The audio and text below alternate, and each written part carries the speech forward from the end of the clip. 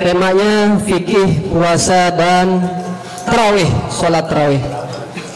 Mari kita sambut untuk mempersilakan beliau jalan-jalan ke Kota Lama, mampir sebentar beli mangga. Saatnya kita dengarkan materi kedua tentang fikih puasa. Pada Ustadz Imam Santoso LCMI, kami persilakan menempati tempat yang telah disediakan. Tafadhol Ustadz. Bismillahirrahmanirrahim. Assalamualaikum warahmatullahi wabarakatuh. Alhamdulillahirabbil alamin. Alhamdulillahilladzi syarafana bi syahri Ramadan. Kutiba alaina siyam wa unzila fihi al-Qur'an hudan lin-nasi wa bayyinatin minal huda wal furqan. Asyhadu an la ilaha illallah wa la syarika lah wa asyhadu anna Muhammadan abduhu wa rasuluhu la nabiyya ba'dah. Allahumma salli wa sallim wa barik ala sayyidina Muhammad wa ala alihi wa sahabatihi wa man tabi'ahu bi ihsanin ila yaumiddin. Qala Allah ta'ala a'udzu billahi minasyaitonir rajim. Ya ayyuhalladzina amanu kutiba 'alaikumus siyamu kama kutiba 'alal ladzina min qablikum la'allakum tattaqun. Ustadzuna Ustadz Zubar yang baru saja menyampaikan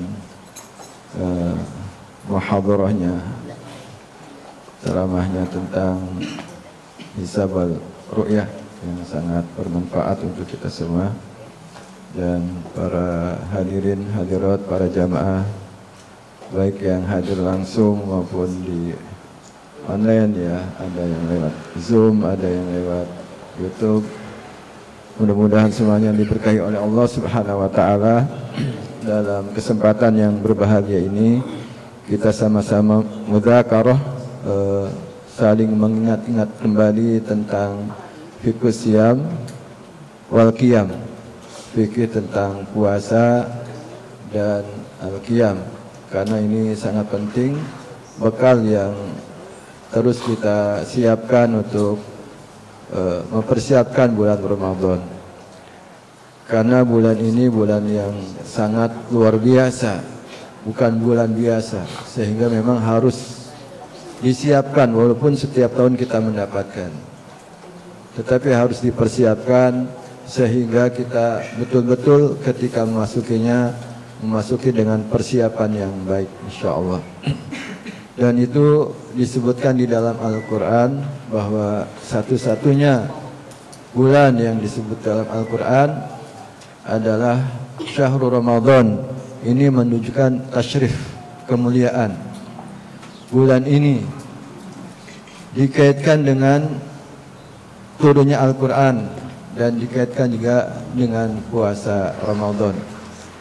Oleh karena itu, para jamaah yang berbahagia, bagaimana kita memasuki ibadah Ramadan, bahwa ketika kita berbicara tentang ibadah Ramadan secara umum terbagi menjadi dua. Ibadah yang memang khusus di bulan Ramadan, yaitu siyam Ramadan wal qiyam, dan hal-hal yang terkait dengan ibadah puasa. Tapi juga ada ibadah umum yang juga dilakukan di Ramadan dan di luar Ramadan.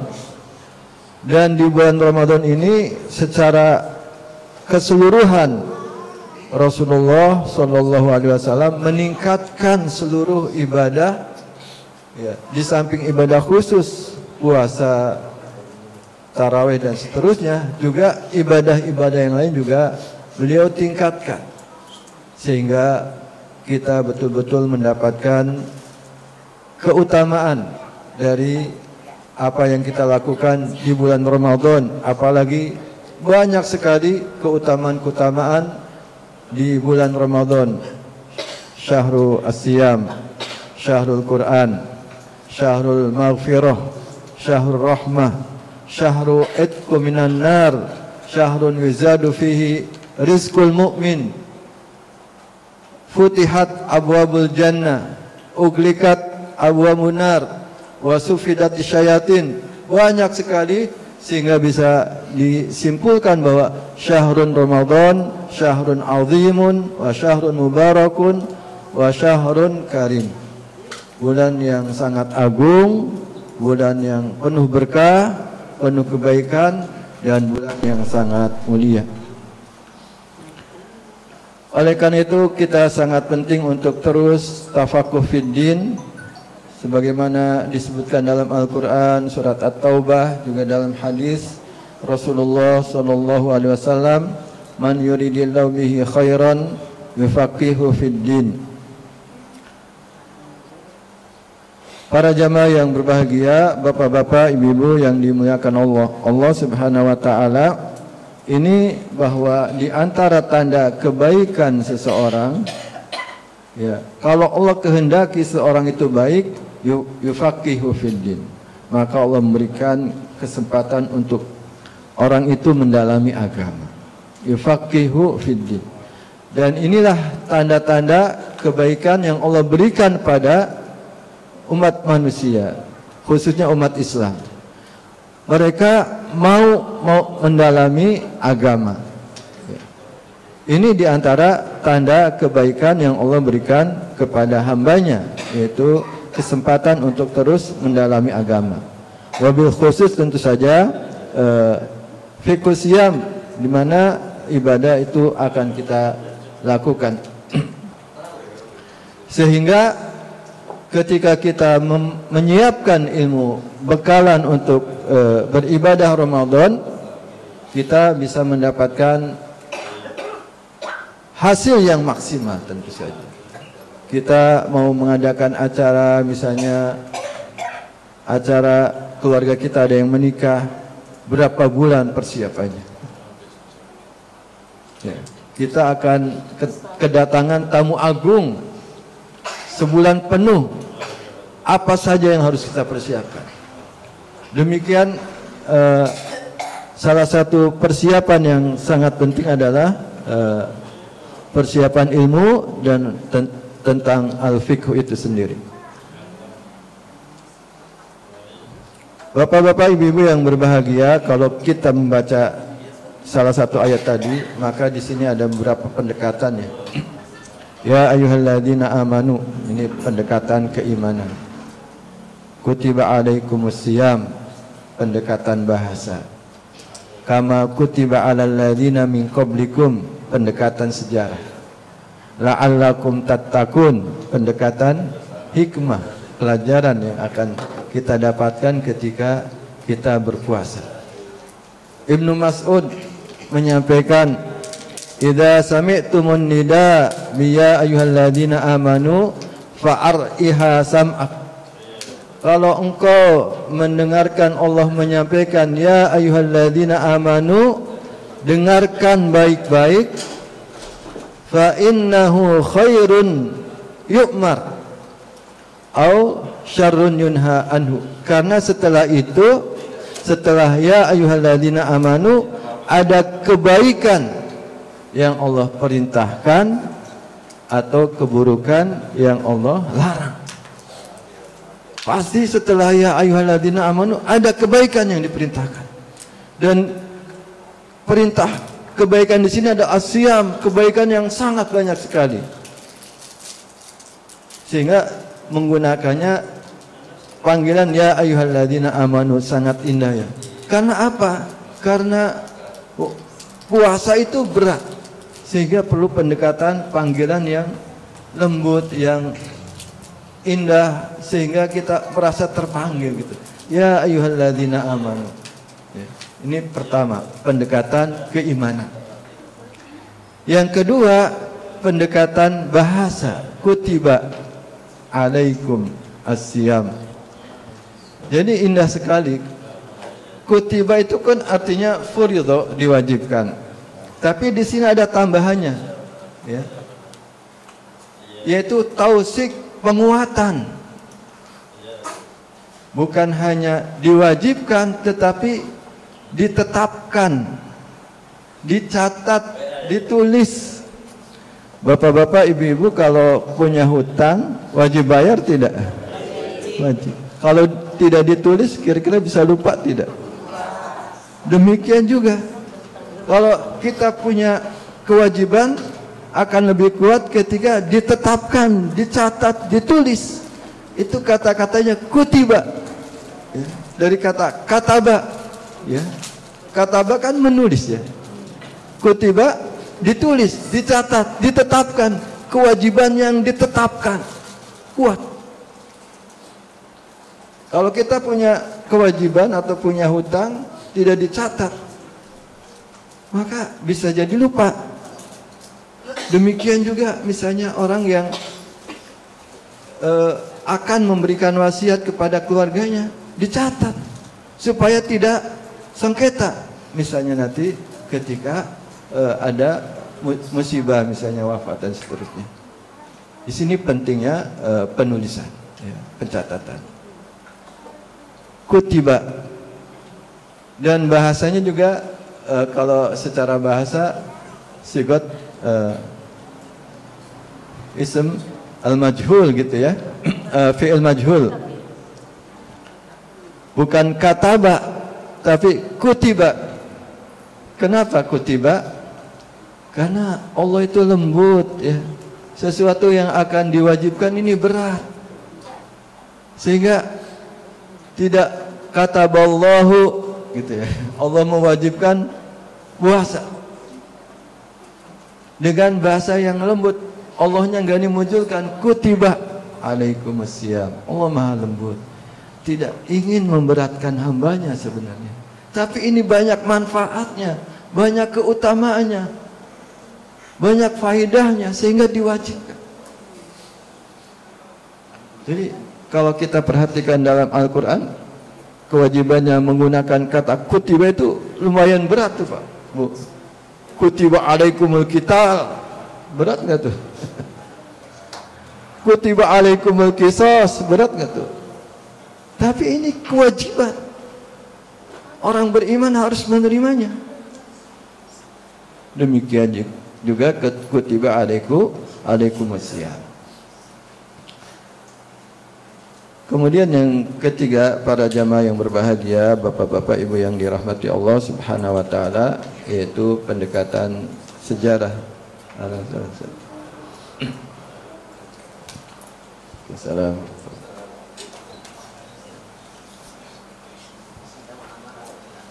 Kama kutiba alal ladina min qablikum, seperti diwajibkan pada orang-orang sebelum kalian. Ada beberapa pendapat.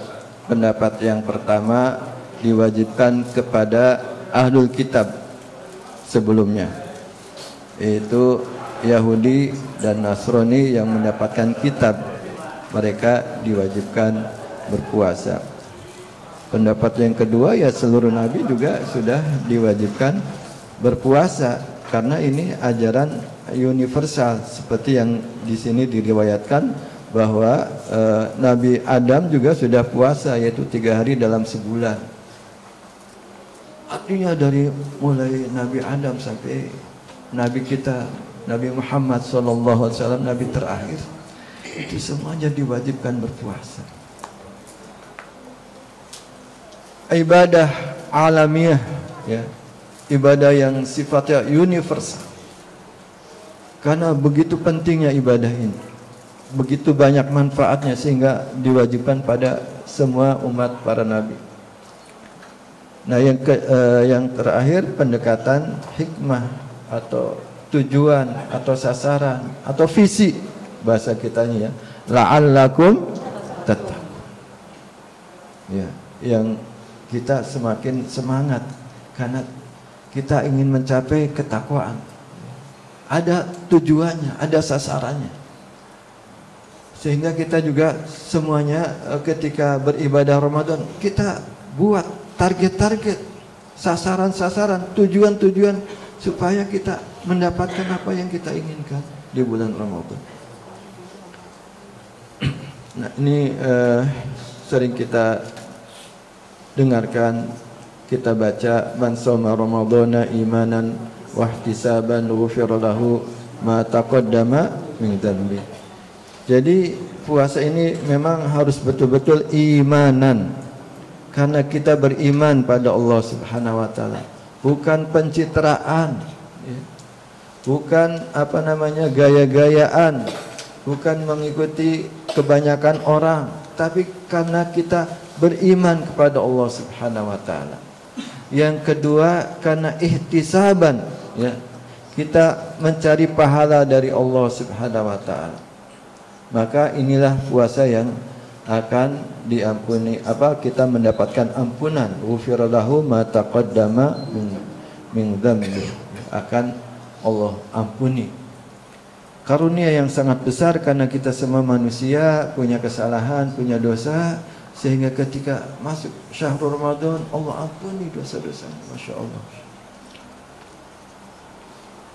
Juga hadis, man shoma ramadhana wa arafa hududahu wa tahaffadha mimma kana yanbaghi an yutahaffad minhu kafara ma qablahu. Siapa yang puasa Ramadan dan mengetahui batasan-batasannya, menjaga sesuatu yang mesti dijaga, maka Allah kafara, ya, dihapuskan dosa-dosa yang lalu.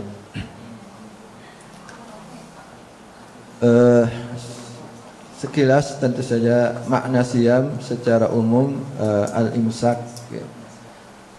Artinya ketika kita berpuasa, ya, al-imsak. Imsak itu artinya menahan. Menahan, kalau dalam Al-Quran kan atau hadis ada dua, ya, as-siyam dan as-saum, ya. As-siyam dan as-saum. Kalau as-saum itu lebih umum, seperti ucapannya Ibunda Maryam, ya, inni nadartu lirrahmani sauma, ya. Sauma di sini tidak berbicara, ya, bukan tidak makan, tapi tidak berbicara. Artinya maknanya sauma itu bisa bermakna puasa, ya, bisa bermakna puasa bicara, gitu, ya, sauma. Tapi kalau asyam, ya, puasa dari makan, minum dan segala sesuatu yang membatalkan, dan tentu saja diiringi dengan niat. Jadi puasa ini memiliki dua hal yang akan memberikan kekuatan, yaitu kuatul imsak. Kalau puasa kita betul-betul imanan wahtisaban, memiliki kuatul imsak, kekuatan pengendalian. As-shaumu nisfu sabr, puasa setengah dari kesabaran. Kuatul imsak. Yang kedua, kuatul iradah atau kuatul indifa, kekuatan motivasi, kekuatan kemauan, kekuatan daya dorong untuk melakukan kebaikan. Makanya dari dua kekuatan inilah akan menghasilkan ketakwaan. La'allakum tattaqun. Nah, tentu saja hukum puasa disepakati oleh para ulama, yaitu fardu ain, ya. Bahkan bagian dari rukun Islam, sehingga merupakan prinsip yang paling mendasar. Orang mengingkarinya maka telah kufur keluar dari agama Islam. Jadi kalau ingkar tentang ajaran puasa, bahwa puasa diingkari, dia tidak wajib, itu bisa keluar dari ajaran Islam. Jadi kita tidak boleh mengingkari satu ajaran pun dalam ajaran Islam, karena ketika mengingkari artinya kufur, ya. Beda kalau belum mampu melaksanakannya, gitu, ya. Itu bukan mengingkari tapi belum mampu, ya. Tidak mampu, itu beda lagi. Tapi kalau sudah ingkar, menolak, itu kufur. Jadi jangan sampai ada ucapan yang isinya mengingkari ajaran Islam, ya.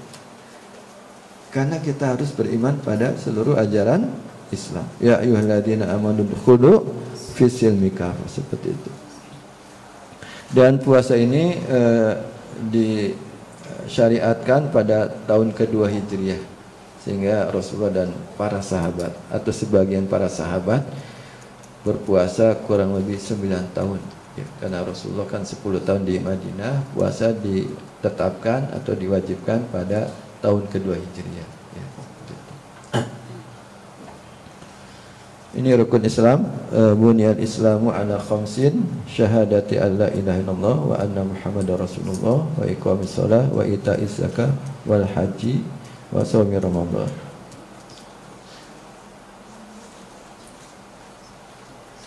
Bapak-bapak, ibu-ibu yang berbahagia, dan puasa Ramadan itu ternyata ada beberapa tahapan yang diwajibkan oleh Allah Subhanahu wa taala. Tahapan yang pertama itu takhyir, pilihan antara puasa dan tidak puasa disertai membayar fidyah. Itu yang pertama. Ya. Ayyaman ma'dudat faman kana minkum maridun aw ala safarin fa iddatun min ayyamin ukhra wa 'alal ladzina yutiqunahu fidyah. Bagi yang mampu tetapi mungkin berat, ya, maka dia boleh membayar fidyah. Itu awal tuh, ya. Wa antasumu khairul, tapi puasa lebih bagus. Itu tahapan pertama. Jadi pilih yang kuat puasa, yang tidak kuat boleh fidyah. Tapi kemudian turun ayat berikutnya, faman syahida minkum syahra falyasum, ya, ditetapkan puasa dan tidak ada pilihan lagi.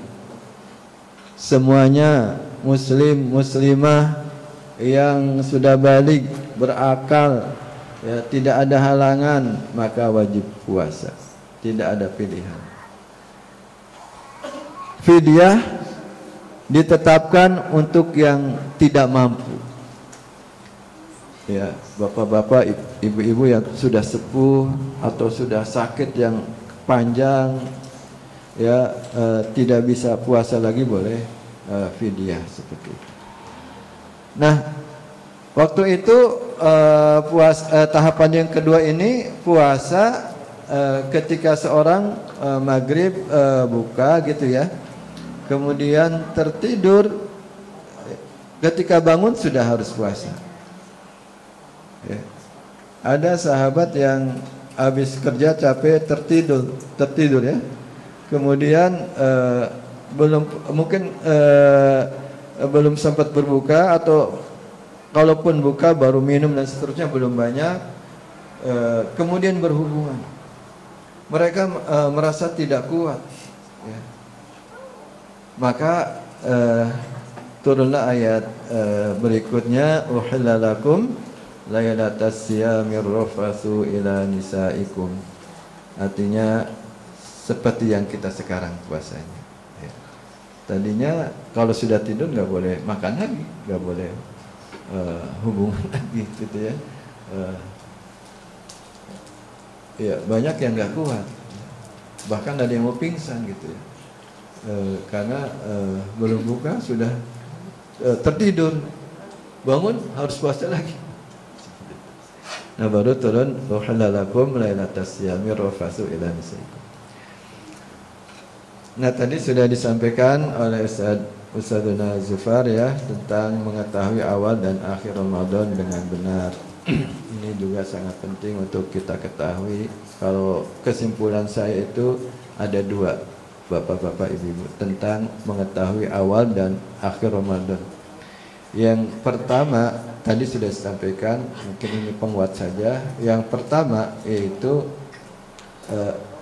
manhaj atau metode yang dipakai. Metode yang dipakai yang diperintahkan oleh Rasulullah sallallahu alaihi wasallam, sumu li ru'yatihi wa aftiru li ru'yatihi fa in ghumma 'alaikum fa akmilul iddah. Gitu. Perintahnya untuk melihat bulan atau ru'yah, melihat dengan mata, gitu, ya. Itu perintahnya, harus dipakai perintah itu. Apalagi masyarakat terdahulu tidak bisa baca tulis, ya. Nahnu ummatun ummiyah, kami umat yang ummiyah, tidak ngerti hisab. Ini yang pertama. Tadi hisab sebagai alat bantu untuk ru'yah. Jadi Hisab itu kedudukannya sebagai alat bantu, bukan penentu, tapi yang menentukan ru'yah. Yang kedua, memang harus ada otoritas. Harus ada yang punya otoritas, kewenangan. Kalau semua orang, semua lembaga menetapkan puasa, bagaimana jadinya?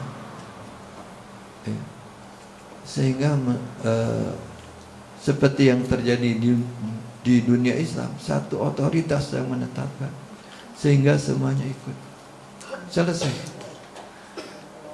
Nah, ini terkait dengan penetapan awal dan akhir Ramadan.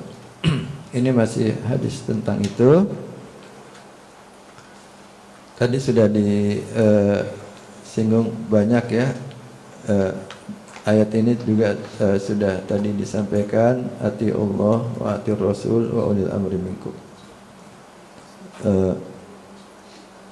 Nah, ini yang juga harus betul-betul kita jaga, yaitu jangan sampai kita berbuka tanpa alasan yang dibenarkan oleh syariat. Man aftara yauman min Ramadan min ghairi rukhsatin wala maradin lam yaqdi anhu saumuhu lam yaqdi anhu saumud dahri kullihi wa in saumahu. Ya. Siapa yang aftara yauman, yang berbuka satu hari saja di bulan Ramadan tanpa ada rukhsah, tanpa sakit dan seterusnya, maka tidak akan bisa ditebus dengan puasa setahun. Jadi jangan menggampangkan gitu ya. Kalau tidak ada alasan yang kuat, sakit atau safar atau rukhsah yang lainnya, itu kita tidak boleh menggampangkan tidak puasa, karena berat hukumannya. Menjauhi hal-hal yang dapat mengurangi atau bahkan menggugurkan nilai siam. Bagaimana kita terus menjaga puasa kita. Man lam yada' qawla zur wal amala bihi falaysa lillah hajatun min ayyada'a fi ayyada'a ta'amahu wa syarabahu. Juga kita harus di samping kita puasa secara fisik, tidak makan, tidak minum, juga kita menjaga hal yang merusak ibadah puasa kita. Ini ada sedikit pelajaran, apakah maksiat membatalkan puasa? Ya. Secara umum ada maksiat yang membatalkan puasa dan ada yang mengurangi ibadah puasa. Ya. Jadi ada yang membatalkan, tapi ada yang tidak sampai membatalkan tapi mengurangi saja. Tadi seperti qaula zur itu kira-kira membatalkan, tidak, mengurangi ya. Kalau secara fikih tidak membatalkan, tapi itu mengurangi ibadah puasa ya. Maka Imam Ahmad menyampaikan, sekiranya gosip, ghibah itu membatalkan puasa, tentu kita tidak pernah berpuasa. Jadi banyak masyarakat yang ceplos gitu ya, ngomongin orang ini kalau seperti itu banyak yang tidak puasa. Jadi seperti itu ya Bapak-bapak Ibu. Jadi ada yang membatalkan kemaksiatan itu, ada yang membatalkan puasa, ada yang mengurangi saja, tidak sampai membatalkan.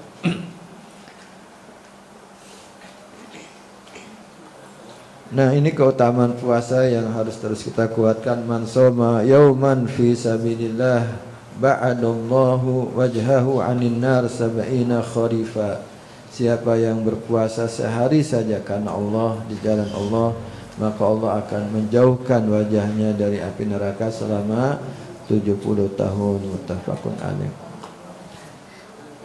Sedikit ya Bapak-bapak Ibu-ibu, sebelum masuk ke syarat-syarat puasa Ramadan, ketika kita berbicara fikih siam atau fikih secara umum. Kalau fikih menurut arti yang awal ulama-ulama terdahulu, para sahabat, fikhu fiddin ya semuanya.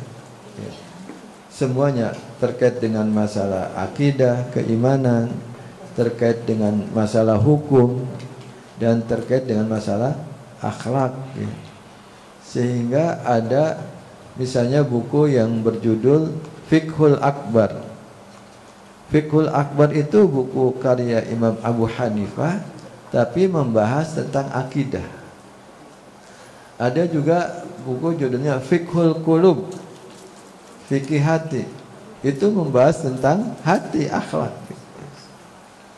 Tapi kemudian ilmu Islam semakin berkembang, para ulama semakin mendalami ilmu-ilmu itu, sehingga ada bidang-bidang ilmu, ya, takhassus, spesialisasi.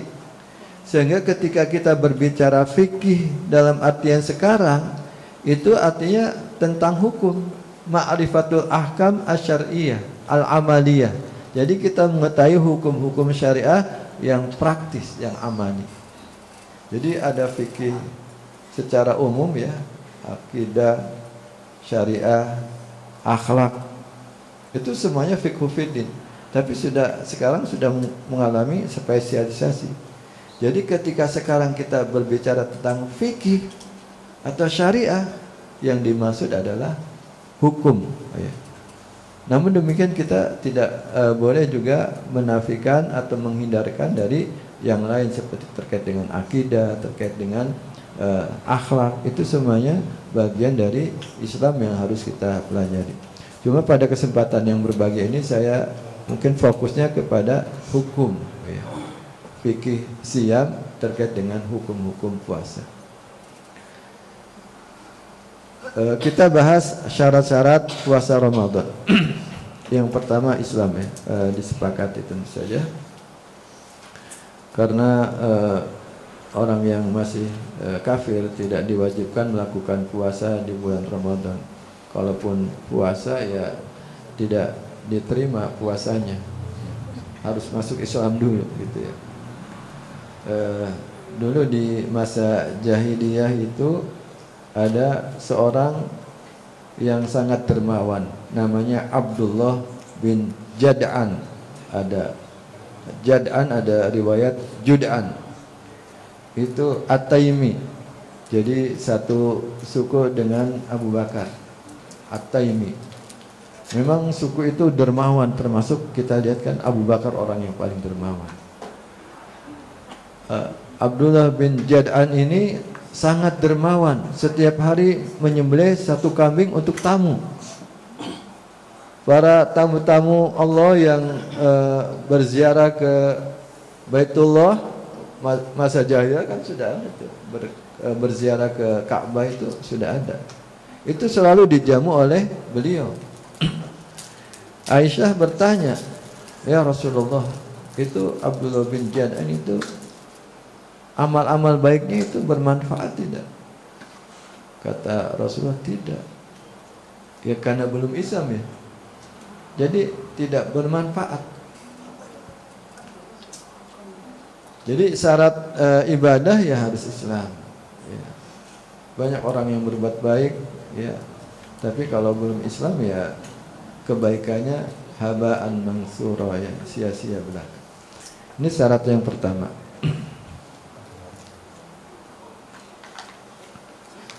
Kemudian syarat yang kedua dan ketiga, balik dan berakal, ya, balik dan berakal. Rufi al-qalam an salasin anin na'im hatta yastaiqid wa anis sabi hatta yahtalim wa anil majnun hatta yaqil. Jadi pena diangkat atau belum dicatat, belum diwajibkan pada 3 kelompok orang. Yang pertama orang yang tidur, ya, bisa juga di sini pingsan, tidur, ya.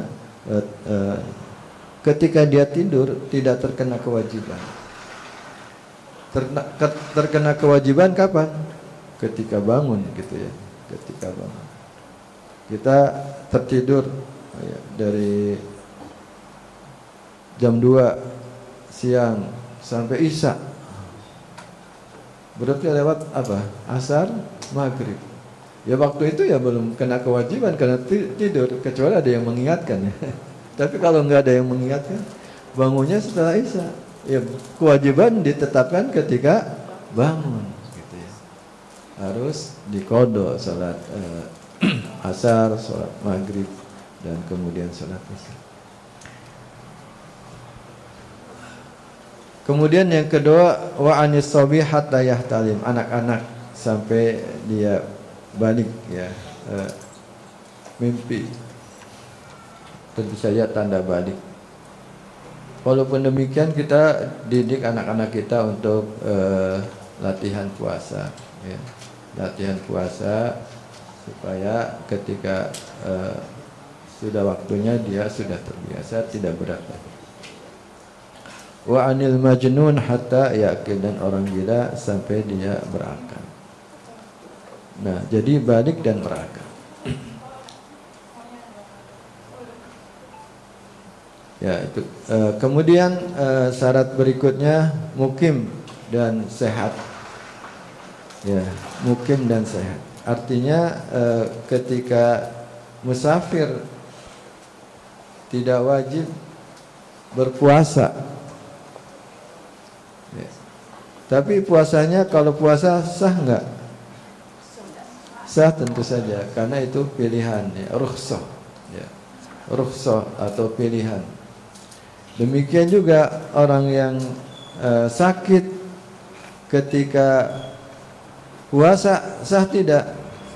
Sah puasanya, tapi dia tidak tidak wajib berpuasa. Jadi ini menggabungkan syarat sah dan syarat wajib, gitu ya. Syarat sah dan syarat wajib.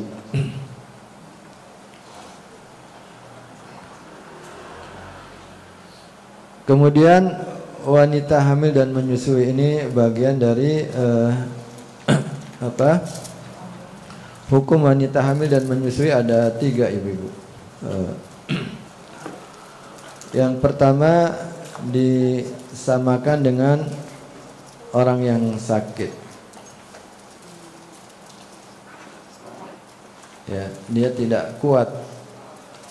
Ibu-ibu yang hamil dan menyusui tidak kuat, maka dia hukumnya hukum marid, ya, maridoh, sehingga harus mengqadha di waktu yang lain. Hukum yang kedua, jika keduanya mampu berpuasa, ya, jadi ketika ibu hamil atau ibu menyusui, keduanya mampu berpuasa, tapi khawatir akan kesehatan anak, ya, atau janin yang dikandung, maka di samping wajib mengqadha, juga para ulama mewajibkan fidyah, karena sebenarnya dia mampu, tapi khawatir terhadap anaknya. Untuk dia wajib qadha, dan karena dia khawatir sama anaknya, sehingga ditambah fidyah. Kondisi yang ketiga, nah ini kondisi yang mungkin berat, ya, dan menimpa sebagian ummahat, sebagian ibu-ibu jika hamil menyusui, hamil menyusui, hamil menyusui, produktif gitu. Kapan puasanya nggak kuat, gitu ya. Lagi hamil nggak kuat, menyusui nggak kuat lagi, gitu ya. Hamil lagi, Masya Allah, berturut-turut. Ya, jika kondisinya demikian, maka dikiaskan dengan orang yang sepuh, ya, atau yang sakit, tidak bisa berpuasa lagi, gitu ya, sehingga cukup membayar fidyah. Itu kajian para ulama tentang wanita hamil dan menyusui. Ya, kita lihat kondisi saja. Kalau kondisinya masih kuat, ya, membayar, ya, bayar. Berarti kondisi yang pertama, ya, kondisi pertama. Ya. Kita kuat, dan insya Allah anak juga kuat, karena sudah 1 tahun misalnya, ya udah kita puasa, gitu ya. Kalau puasa ya tidak ada terkait dengan ini, tidak ada seperti itu. Tidak dalam keadaan haid dan nifas, ya.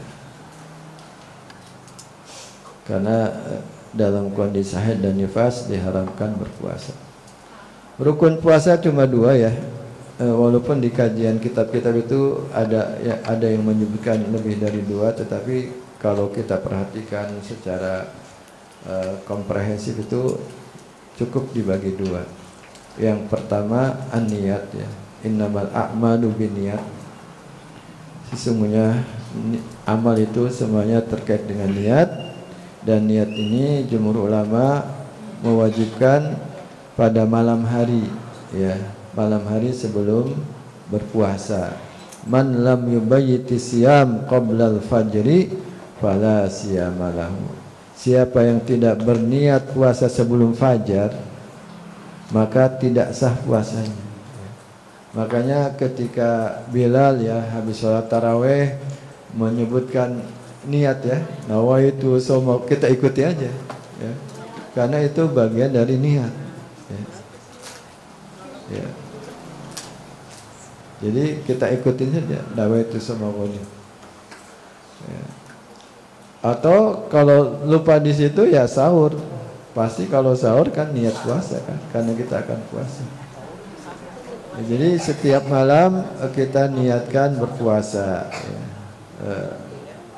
Walaupun tentu saja kalau kita membahas tentang fikih selalu ada perbedaan.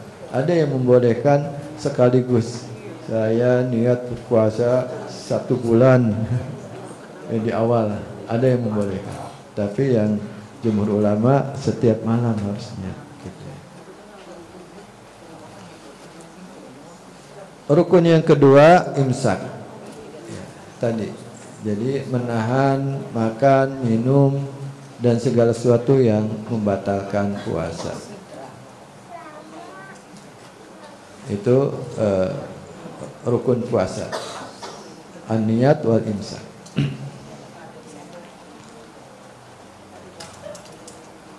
Hal-hal yang membolehkan seseorang untuk berbuka puasa. Yang pertama safar ya. Faman kana minkum maridun aw ala safarin fa iddatun min ayyamin ukhra. Safar dibolehkan tidak berpuasa. Para ulama menyebutkan bahwa safar yang dibolehkan adalah safar sejarak waktu qasar salat. Dalam hadis disebutkan 4 burd, 16 farsakh, kurang lebih 89 lah kilometer. Itu perhitungannya zaman dahulu tuh belum ada mobil, belum ada pesawat, belum ada apa, jalan kaki gitu ya. Kan nggak kuat tuh kalau kita jalan kaki jarak 89 kilometer. Kalau sekarang Jakarta Karawang kurang lebih saya dari rumah kurang lebih 100 kilo. Itu perjalanan lancar 1,5 jam itu. Kalau nggak puasa sayang sekali gitu. Ya, apalagi kalau kerja tiap hari Karawang Jakarta, kapan puasanya gitu. Tetapi secara hukum ya tetap saja dapat terus. Secara hukum ya rusak. Cuma ya sayang aja gitu kan. Kalau kita mengambil rusak puasa Ramadan dengan di luar Ramadan kan beda.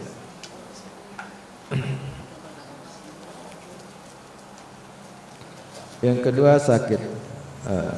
Faman kana minkum maridun, sakit. Ya. Sakit juga anwa gitu ya, bermacam-macam. Kalau sakitnya cuma apa pusing-pusing gitu, oh sakit tuh. Itu bukan sakit yang membolehkan berbuka, tapi sakit yang memang kalau apa berpuasa semakin berat sakitnya gitu ya. Atau berbahaya kalau tidak berbuka. Berarti harus ada dokter ya, resep ini bapak nih harus minum obat. Oh, udah sehari 3 kali ya kalau memang seperti itu. Tanya dong kita, kalau tidak minum obat kira-kira bahaya nggak? Ya sebenarnya nggak apa-apa sih, berarti masih boleh itu. Ya, kita ihtimam ya, peduli terhadap ibadah kita gitu kan. Ya dokter juga belum tentu ahli ibadah kan, dia pengennya nggak puasa mungkin. Ya, pedulinya dengan fisik saja misalnya. Ya, kita juga detail juga supaya kira-kira kalau kita puasa itu sakitnya semakin parah atau biasa saja atau nggak berdampak. Ya kalau nggak berdampak ya mungkin kita sabar dikit gitu. Tapi secara umum ya sakit itu memberikan rukhsah untuk tidak berpuasa.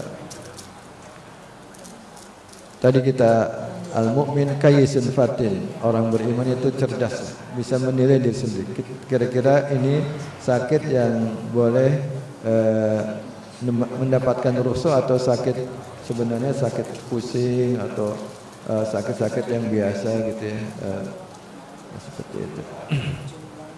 Yang ketiga mengandung dan menyusui seperti yang tadi disampaikan.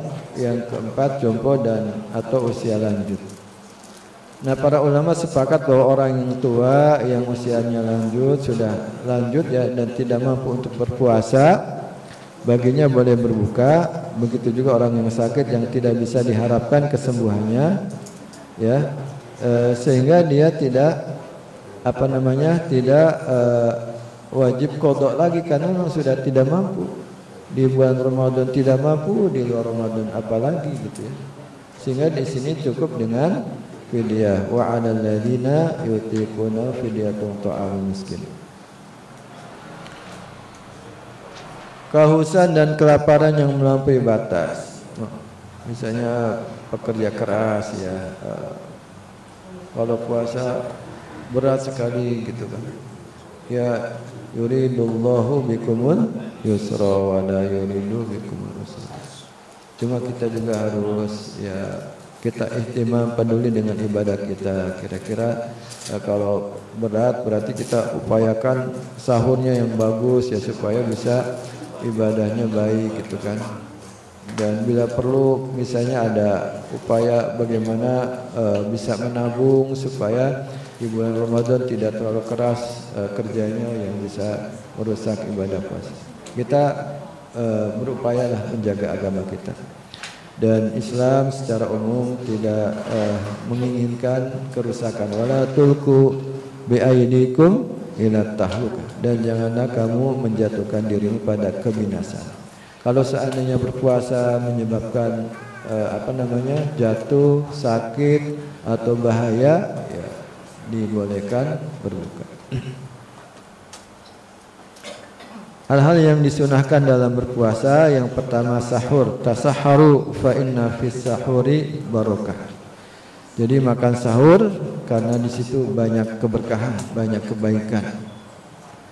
Dan sunahnya ditakhir ya. Kalau sahur itu sunahnya ditakhir. Sunahnya ditakhir. Nah ini sangat menarik ya hadisnya. Tasahharna ma'a an-nabi sallallahu alaihi wasallam tsumma qama ila shalah. Kami sahur bersama Nabi ya, dari Anas bin Malik, dari Zaid bin Sabit ya. Kami sahur bersama Rasulullah. Jadi memang yang ada riwayat tuh sahur berjamaah tuh. Sahur berjamaah itu saya pikir lebih bagus itu. Kalau puasa berjamaah sudah biasa. Buka bersama. Buka bersama sudah biasa. Tapi kadang-kadang karena itu ya banyak yang membeli makan takjil dan sebagainya, kita mau buka bersama itu membutuhkan waktu yang panjang, jauh, macet gitu ya. Sehingga mau pulangnya juga tarawihnya terganggu gitu. Ya kita melihatlah kondisi ya. Kita bulan Ramadan itu bulan untuk ibadah ya. Bulan untuk ibadah, kalau memang mengganggu ya tidak harus didatangi. Yang harus didatangi itu apa? Undangan walimah itu. Iya tidak.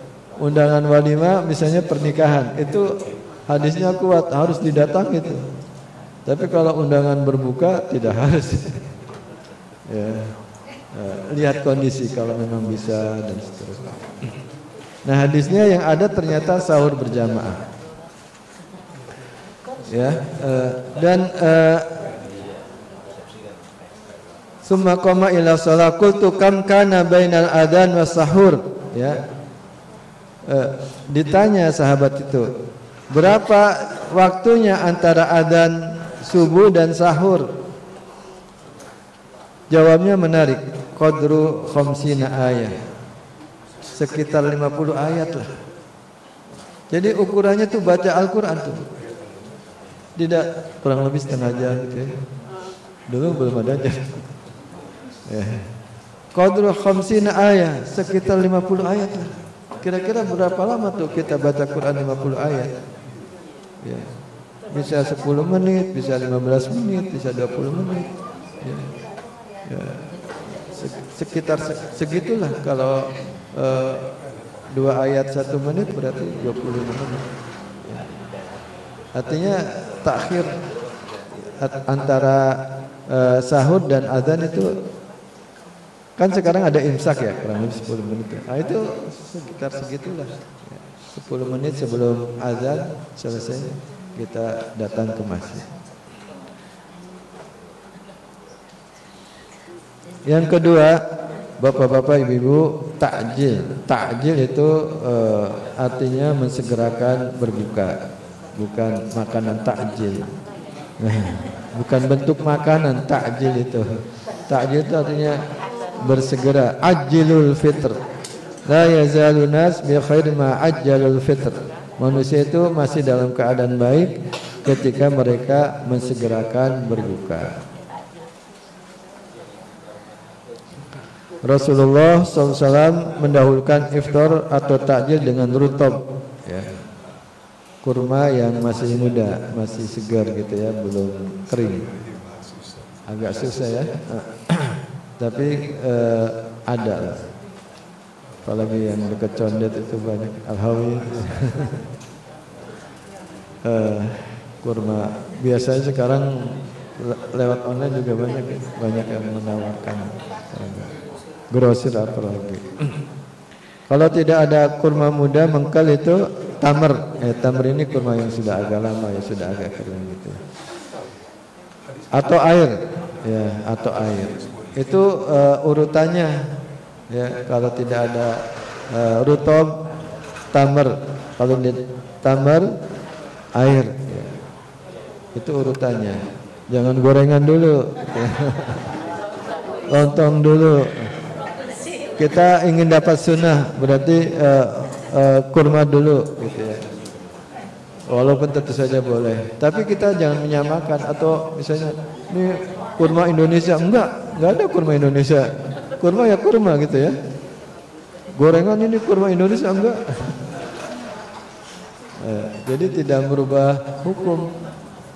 Sebab kalau dia disebut kurma Indonesia, berarti makan gorengan dulu gitu kan. Artinya setara dengan kurma. Tidak setara, sejenis. Ya, tidak seperti itu. Nah, juga jangan lupa ketika kita mau berbuka, ya, berdoa.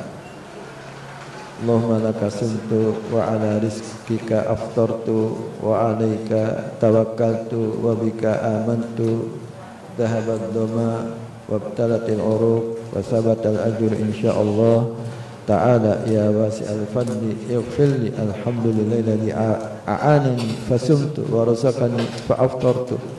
Ini diantara riwayat doa berbuka. Boleh yang lain juga boleh. Allahumma laka sumtu wa ala rizkika aftartu wa bika amantu, ya, seterusnya. Doa yang lain boleh, ya. Doa berbuka, ya. Sangat penting untuk kita biasakan karena makbul, ya. Doa orang yang berpuasa diterima, doa yang menjelang berbuka diterima.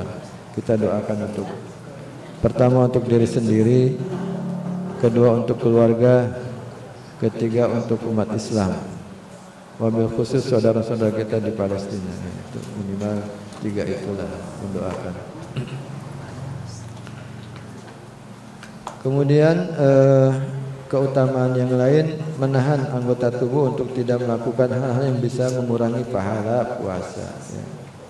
Seperti perkataan atau perbuatan yang tidak ada manfaatnya. Jadi kita berbanyak tilawah, ya, berbanyak zikir, berbanyak amal soleh. Hal-hal yang tidak ada manfaatnya kita kurang. Termasuk mungkin medsos, ya. Ini memang musibah akhir zaman ya. Tidak bisa menghindar dari musibah. Kemudian yang kelima, berusaha untuk mandi janabah atau mandi setelah haid atau nifas sebelum fajar. Ya, jadi ibu-ibu yang haid atau nifas, kalau memang sudah bersih sebelum fajar sudah mandi, sudah niat puasa. Demikian juga yang punya junub ya, segera sebelum subuh sudah mandi, niat puasa sehingga bisa puasa dan sholat subuh berjamaah. Memberi makan orang lain untuk berpuasa, baik makan ringan maupun minuman atau lainnya. Jadi ini melipat gandakan puasa kita.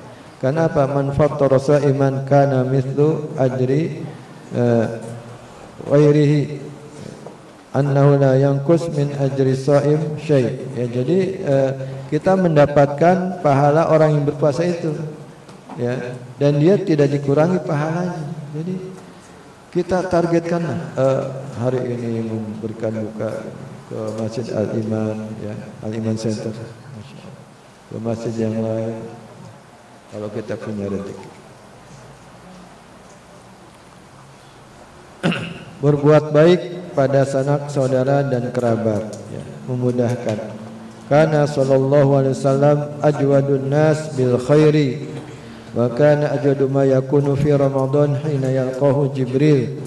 Rasulullah adalah orang yang paling dermawan dan paling dermawan, lebih dermawan lagi ketika bulan Ramadan. Jadi kita mudahkan keluarga kita ya, kalau punya khadimah kita mudahkan, tidak memberatkan supaya dia juga bisa berpuasa, mungkin membantu untuk berbuka dan seterusnya, kita mudahkan tetangga juga dan seterusnya. Menyibukkan diri dengan zikir, tilawah dan menghadiri kajian-kajian Islam, karena kebaikan yang dilakukan di bulan Ramadan pahalanya akan dilipat gandakan. Dan yang sangat penting juga i'tikaf, terutama pada 10 hari yang terakhir di bulan Ramadan. Dan ini dilakukan Rasulullah rutin ya, selama bulan Ramadan, dan di akhir Ramadan sebelum wafat beliau i'tikaf 20 hari. Ya, kalau di dalam Islam ini memang kaidahnya mala yudraku kulluhu wala yutraku julluhu. Kalau kita tidak bisa atau belum bisa laksanakan semuanya, jangan tinggalkan semuanya atau jangan tinggalkan sebagian besar. Kalau belum bisa 10 hari yang berturut-turut di masjid i'tikaf, ya kita minimal malamnya gitu ya, bisa beriktikaf di masjid atau setelah kerja langsung ke masjid. Kita berupaya mencari kebaikan di bulan Ramadan, karena Rasulullah mengajarkan taharri Lailatul Qadri fil ashril awakhir min Ramadan. Carilah ya Lailatul Qadri di 10 hari atau 10 malam terakhir bulan Ramadan, fil witr, di bilangan ganjil. Hal-hal yang dimakruhkan ketika berpuasa, puasa wisol, yaitu puasa 2 hari bersambung tanpa berbuka, atau 2 hari atau lebih berturut-turut gitu ya, tanpa berbuka. Ini dihindarkan. Rasulullah melakukan wisol tapi tidak pada umatnya. Kemudian melakukan hubungan mesra dengan istri atau suami tanpa bersetubuh ya, artinya ini makruh ya. Tapi kalau dikhawatirkan batal ya jangan ya, mencium dan lain sebagainya. Berlebih-lebihan dalam melakukan hal yang mubah seperti tadi mencium wangian di siang hari bulan Ramadan, mencicipi makanan makruh ya, tentu saja tidak sampai membatalkan, karena khawatir tertelan dan bisa bercampur ludah yang kemudian tertelan, berkumur dan istinsyak ya, berkumur dan menghirup air ke hidung. Ini juga khawatir bisa membatalkan.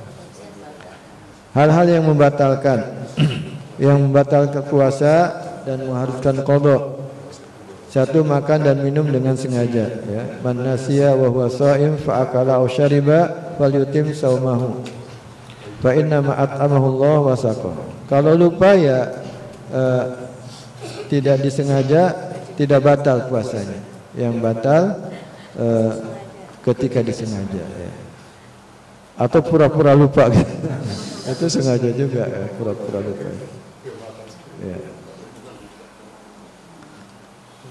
Muntah dengan sengaja juga. Man dara'ahu kai falaysa alaihi qada. Orang yang muntah tidak wajib qada. Wa man istaqahu amdan falyaqdi. Tapi kalau dia muntah sengaja, ya dia batal. Haid dan nifas, ya. Kalau ini rutin, ya. Istimna, ya, mengeluarkan air mani dengan sengaja, itu batal, ya. Ya. Tapi kalau mimpi kan tidak sengaja, ya. Mimpi nggak sengaja, tidak batal.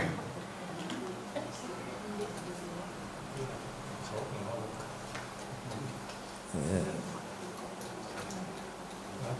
Memasukkan sesuatu yang bukan makanan melalui lubang yang bisa sampai pada perut besar seperti gula, garam, mentega dan lain-lain, itu yang mengenyangkan, itu juga batal. Infus, ya, infus itu batal. Karena ini makanan kan, ya, infus.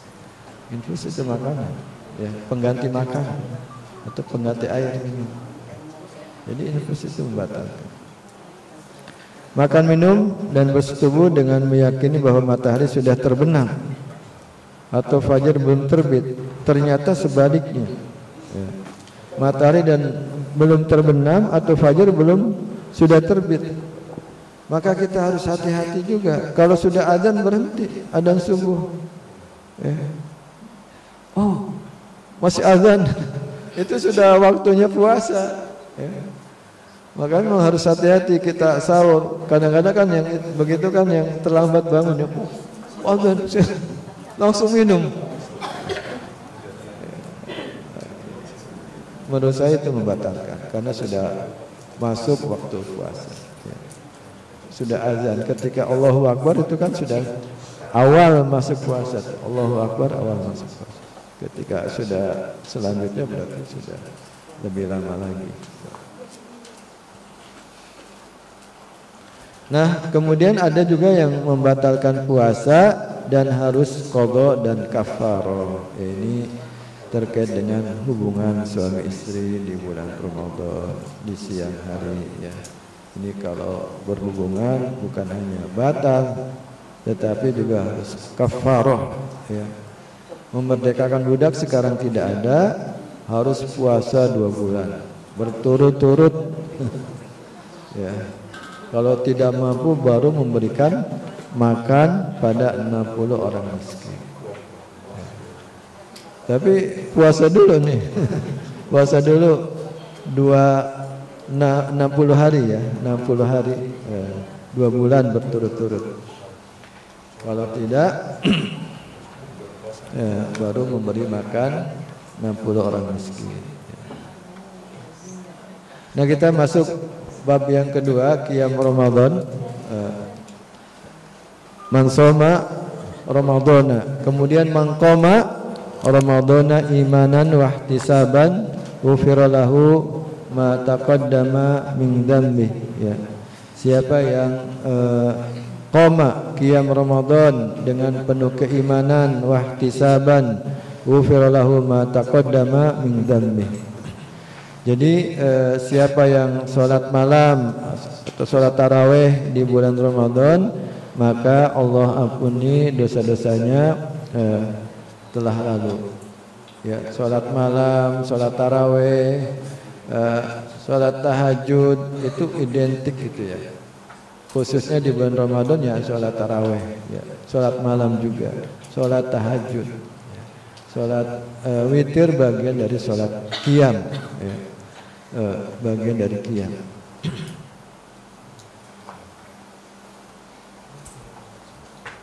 Wa ajma'atil ummah anna qiyam Ramadan laisa biwajib bal huwa mandub. Ya, umat telah ijma, ya, sepakat bahwa qiyam Ramadan hukumnya tidak sampai wajib tetapi sunnah. Ya, tentu saja sunnah muakkadah, sunnah yang sangat dianjurkan. Pemberlakuan jamaah salat tarawih. Pada awalnya tentu saja tarawih dilaksanakan Nabi SAW dengan sebagian sahabatnya secara berjamaah di masjid. Di awal itu. Setelah berjalan 3 malam, ya, Nabi mengkhawatirkan kalau ini dianggap wajib, membiarkan sahabat melakukan tarawih secara sendiri-sendiri, sebagaimana diriwayatkan oleh Aisyah. Ya. Jadi awal-awalnya jamaah. Ya. Kemudian semakin banyak gitu ya. Rasulullah khawatir ini dianggap wajib. Kemudian beliau tidak ke masjid. Para sahabat sholat sendiri-sendiri. Jadi sholat tarawih berjamaah itu sudah awal-awal di masa Rasulullah SAW. Hingga suatu kemudian ketika Umar bin Khattab, ya, setelah itu tidak jamaah lagi tuh, sehari, 2 hari, 3 hari berjamaah, kemudian tidak jamaah lagi, karena dikhawatirkan wajib. Baru pada masa Umar, ya, pada masa Umar bin Khattab menyaksikan adanya fenomena sholat tarawih yang terpencar-pencar, masuk-masuk tarawih dalam Masjid Nabawi. Maka beliau berpikir, bagaimana kalau ini disatukan aja dalam satu jamaah, ya. Kemudian Umar memerintahkan untuk disatukan dalam satu jamaah dan imamnya Ubay bin Ka'ab. Dan ini diriwayatkan dalam hadis muttafaq alaih riwayat Aisyah. Dari sini mayoritas ulama menetapkan sunnahnya pemberlakuan sholat tarawih secara berjamaah. Ya, di masa Rasul awal-awal berjamaah, kemudian berhenti, ya, kemudian dihidupkan kembali di masa Umar bin Khattab.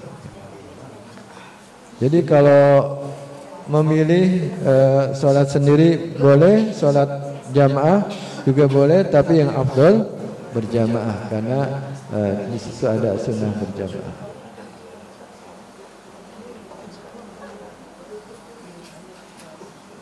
Para ulama sepakat atas kesunahannya. Mereka berbeda pendapat tentang mana yang lebih utama, sholat tarawih sendirian di rumah atau berjamaah di masjid. Imam Syafi'i dan mayoritas sahabat, Abu Hanifah, Imam Ahmad dan sebagian Malikiyah dan lainnya mengatakan yang lebih utama adalah berjamaah, sebagaimana dilakukan oleh Umar bin Khattab radhiyallahu anhu, dan itu terus berlanjut dipraktikkan kaum muslimin karena itu termasuk syiar, ya, Islam yang begitu nyata. Jadi afdolnya berjamaah, ya, sholat malam atau sholat qiyam Ramadan itu afdolnya berjamaah. Bagaimana dengan kaum muslimah? Pada dasarnya keutamaan wanita dalam menjalankan sholat termasuk sholat tarawih lebih baik di dalam rumah. Namun jika tidak ke masjid, dia tidak berkesempatan atau tidak melaksanakan, maka kepergiannya ke masjid untuk sholat tarawih, tilawah dan ibadah lainnya akan memperoleh kebaikan yang sangat banyak. Pelaksanaannya tetap memperhatikan etika muslimah ketika berada di luar rumah, ya. Artinya bagi muslimah silakan mau di rumah atau khusus bikin jamaah sendiri muslimah juga bagus gitu ya, tidak terganggu dengan bapak-bapak. Tapi kalau tidak ada juga boleh dengan menjaga adab-adab kaum muslimah di masjid. La tamna'u ima Allah masajidallah. Jangan kalian larang wanita-wanita muslimah untuk mendatangi masjid-masjid Allah. Ya, silakan kaum muslimah tidak ada larangan untuk sholat di masjid, ya, baik sholat wajib maupun sholat sunnah.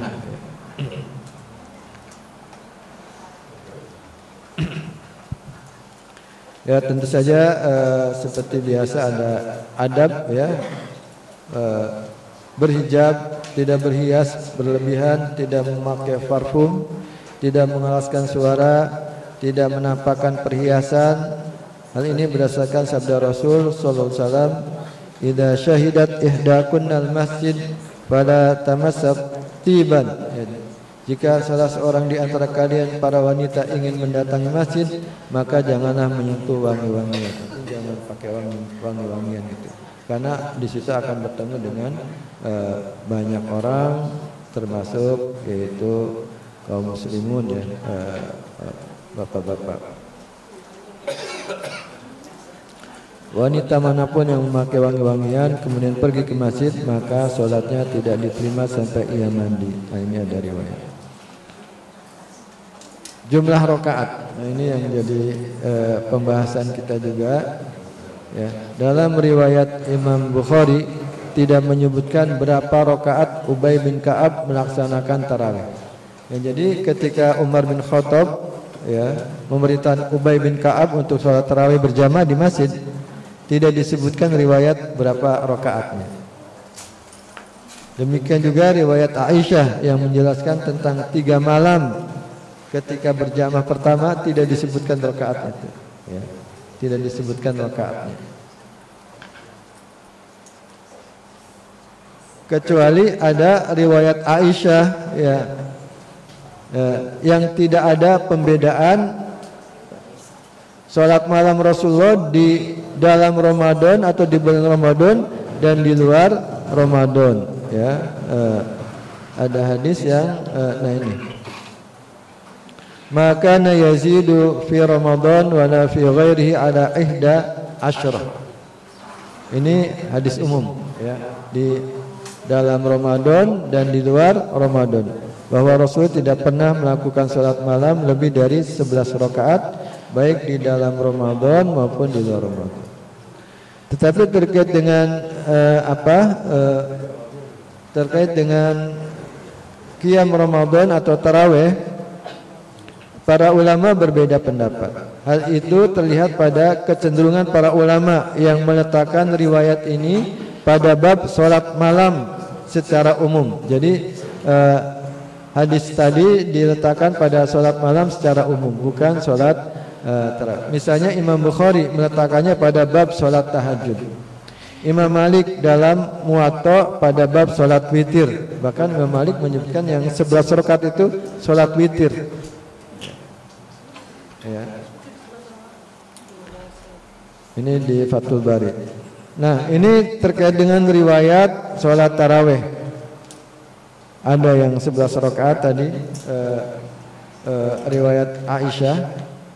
Ada yang mengatakan itu umum, ada yang 13 rakaat yaitu 85 ya, witirnya 5. Jadi 13. Ada yang 21 rakaat, ada yang 23 rakaat, bahkan ada yang 36 rakaat, ada yang 39 rakaat. Jadi silakan pilih. Ya.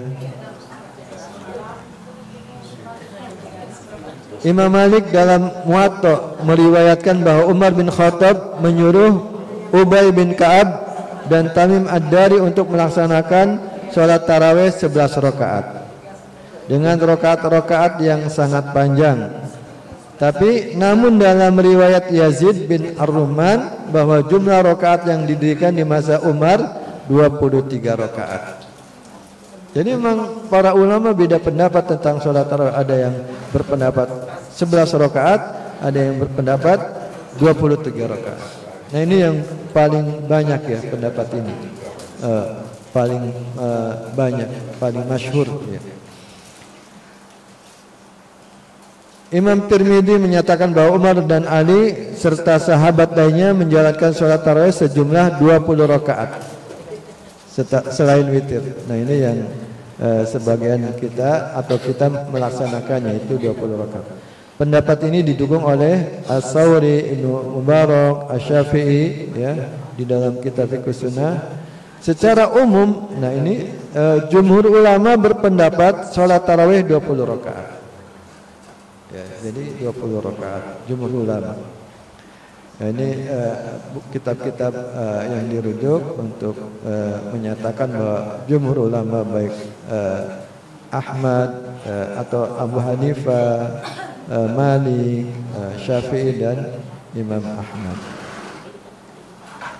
Bahkan di masa Umar bin Abdul Aziz, kaum muslimin sholat tarawih hingga 36 rakaat. Ditambah witir 3 rakaat. Hal ini dikomentari Imam Malik bahwa masalah tersebut sudah lama menurut. Artinya sudah lama berlangsung melaksanakan 36 tambah 3 witir.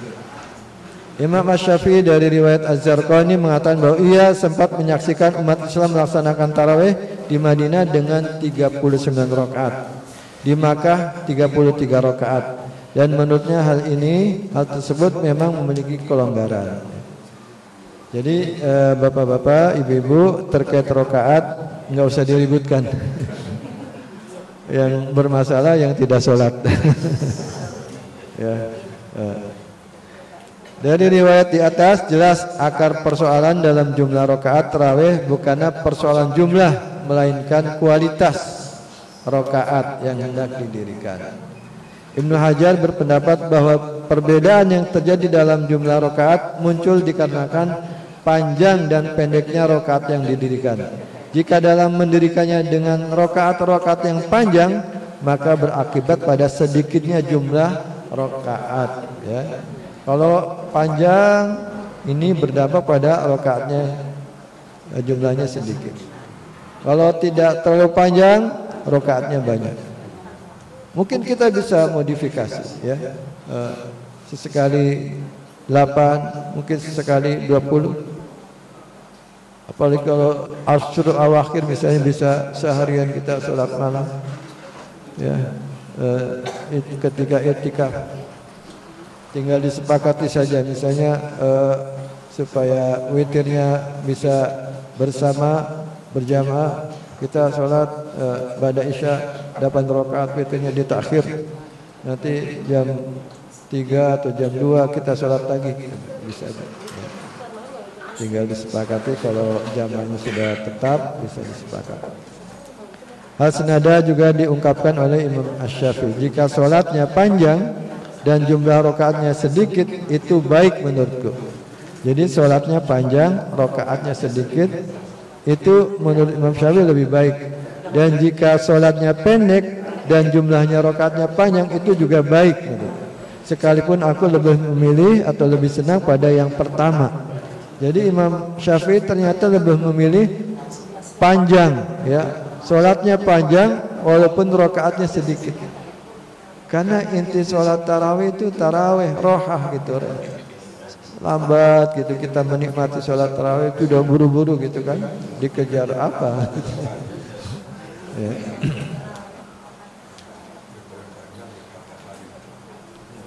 Selanjutnya beliau juga menyatakan bahwa orang yang menjalankan tarawih 8 rakaat dengan witir 3 rakaat, dia telah mencontoh Nabi SAW, dan yang melaksanakan dengan sholat 23 rakaat, mereka telah mencontoh Umar bin Khattab.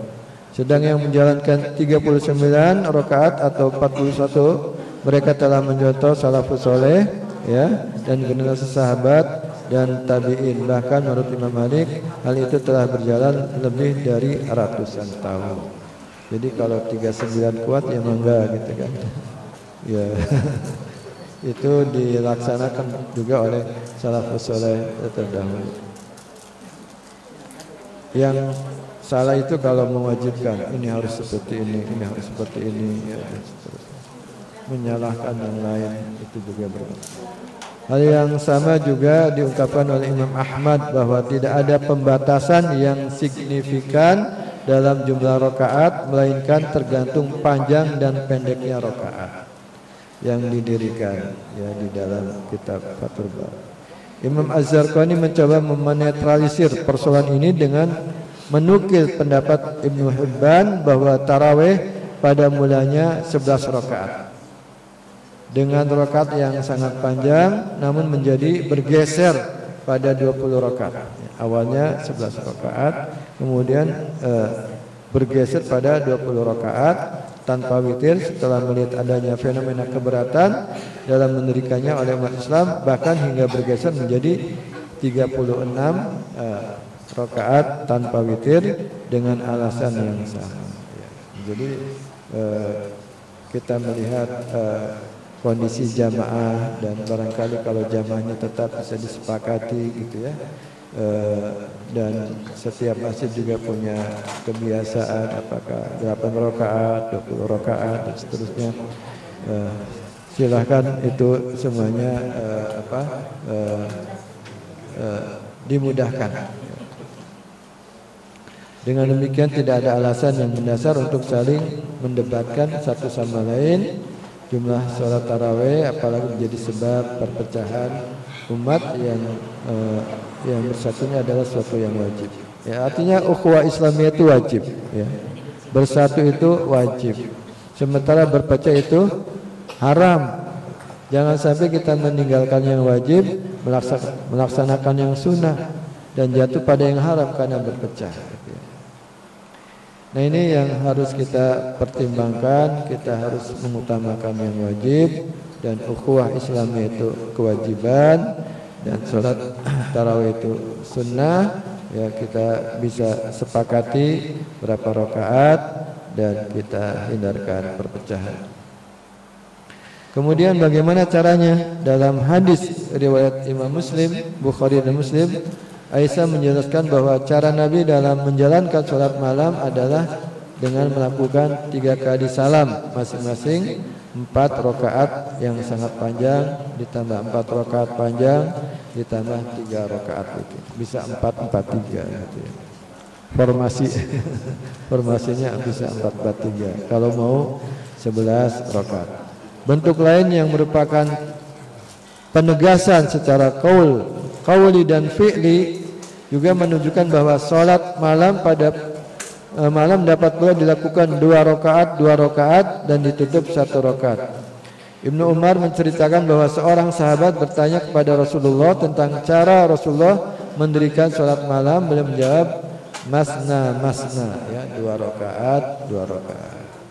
Kalau khawatir 4 rakaat kepanjangan mungkin bisa batal gitu ya. Ya lebih mudah 2 rakaat seperti itu.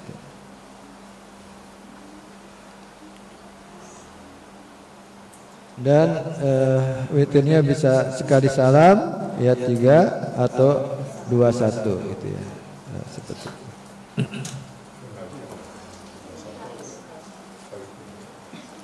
Dari sini Ibnu Hajar menegaskan bahwa Nabi SAW terkadang melakukan witir menutup sholatnya dengan 1 rakaat dan terkadang menutupnya dengan 3 rakaat. Ya, ini demikian penjelasan sholat tarawih ya bapak-bapak ibu-ibu. Dengan demikian kajian kita pada pagi hari ini terkait dengan fiqh siyam dan fiqh qiyam kurang lebih demikian. Mudah-mudahan bisa memberikan wawasan pencerahan kepada kita untuk menyongsong ibadah Ramadan yang akan datang. Demikian wallahu a'lam bishawab. Assalamualaikum warahmatullahi wabarakatuh. Waalaikumsalam warahmatullahi wabarakatuh. Masya Allah, barakallah Ustaz, luar biasa ilmunya, menambah wawasan kita semua. Jadi tadi dari mulai pengertian puasa, syarat sahnya, sunnah-sunnahnya, membatalkan, sampai sholat tarawihnya, luar biasa. Kita semakin semangat untuk menyambut Ramadan, semakin khusyuk untuk beribadah dan saling menjaga persatuan. Perbedaan itu pasti ada. Ini Ustadz, jamaahnya ini thalabul ilmi semua nih Ustadz ya. Jadi Sabtu ada kajian ibu-ibu Sabtu pagi, terus kalau hari Minggu pagi juga ada kajian subuh, malam Senin juga ada. Jadi memang ini kuat semua Ustadz, sampai sore kuat nih Ustadz ya. Masya Allah nih. Kata Ustadz Atik, sholat Jumatnya Kamis sudah datang Ustadz. Iya. Masya Allah semangatnya. Beli es kelapa di siang hari, waduh, minumnya bareng-bareng biar segar. Kita udah terima materi ibadah puasa dan sholat tarawih. Mudah-mudahan ibadahnya nggak sia-sia. Amin. Kita pertanyaan kali ya, biar nambah pemahaman gitu. Nah tuh udah siap tuh Ustaz tuh. Dari ibu-ibu juga ditunggu nanti. Bang Hilman, oh Huzaifah, ketukar saya. Kenceng salah. Silakan, Khina Huzaifah. Singkat, padat. Bismillah, izin bertanya Ustaz. Yang pertama, ini dulu pernah kejadian kalau misalkan ada sesuatu atau sisa makanan yang tertelan, apakah itu membatalkan? Kemudian yang kedua, dulu pernah ada Ustaz yang mengatakan bahwa jika membersihkan telinga itu membatalkan juga korek kuping gitu. Gimana Ustaz? Mohon penjelasan. Demikian. Syukron. Alhamdulillah, langsung dijawab aja biar nggak hilang pertanyaannya. Tertelan batal ke Ustaz kalau sengaja. Terus kalau korek kuping gimana tuh? Ya, hukumnya? Tadi dikembalikan pada hukum makanan. Kalau disengaja batal. Kalau lupa nggak disengaja nggak batal. Man akala nasiyan atau syariba. Siapa yang makan nasi? Bukan makan nasi tapi nasian. Makanya lupa, ya, minum lupa. Apalagi yang sudah di dalam gitu ya. Tiba-tiba ketelan, nggak sengaja, nggak batal. Tapi kalau sengaja ya batal.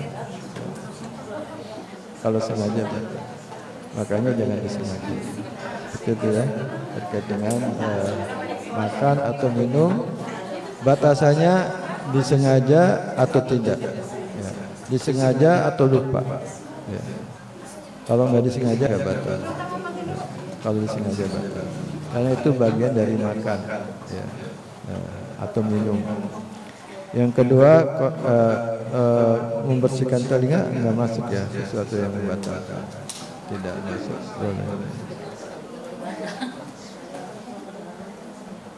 Alhamdulillah.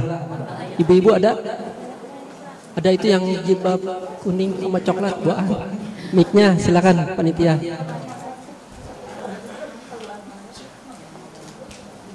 Sebutkan nama ya Bu.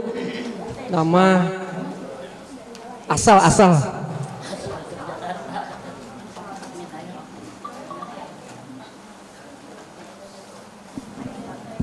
Bismillahirrahmanirrahim. Ustaz, mohon izin bertanya mengenai hukum fidyah untuk yang orang udah tua, Ustaz. Bagaimana kalau misalnya dia tuh udah sepuh banget, gak bisa puasa, udah lemah, sakit-sakitan. Nah, dia kan harus bayar fidyah ya. Nah, tapi beliau tuh bukan orang mampu, jadi lemah sampai keluarganya juga semuanya nggak bisa lah membayarkan dia fidyah, Ustaz. Itu gimana? Pertama itu Ustaz. Yang kedua Ustaz, kalau kita berwudu sholat itu kan niatnya itu di ketika membasuh muka ya. Nah, ketika kalau kita lupa gitu kan, tapi kan kita udah niat sebelum sholat itu kita mau wudu sholat gitu kan, tapi lupa dibaca ketika kita membasuh muka itu untuk berwudu gitu. Itu hukumnya gimana? Syukran Ustaz. Terima kasih Waan, sebelahnya biar sekalian. Biar mic-nya langsung. Apa Ustaz, izin bertanya, kalau anak autis itu wajib atau tidak ya berpuasa dan sholat? Karena kalau dilihat dari umur, anaknya udah balik tapi kurang berakal gitu.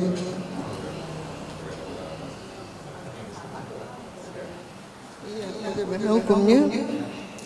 Apa dia wajib melaksanakan? Karena kalau dibilang itu sekarang dia bilang iya, tapi ntar berubah gitu. Karena dia autis, Ustaz. Baik. Ya gitu aja, Ustaz. Syukran. Assalamualaikum warahmatullahi wabarakatuh. Terima kasih Ibu. Satu lagi boleh nggak Ustaz? Banyak nih. Satu lagi. Banget semangat. Saya izin bertanya Pak Ustadz tentang sholat witir. Ketika kita sholat berjamaah taraweh kan diakhiri dengan witir ya Pak Ustadz. Nah tapi kita kan sholat witir itu kan sudah penutup ya Pak Ustadz. Tapi kalau misalnya kita mau sholat tahajud dan sholat malam lainnya, apakah sholat witir itu harus ditunda dulu atau bagaimana ya Pak Ustadz? Ya begitu pertanyaan saya Pak Ustadz. Terima kasih. Baik, 3 dulu ya, biar nanti Ustadznya bisa menjawab pelan-pelan. Halo Ustadz. Pertama terkait dengan hukum fidyah ya.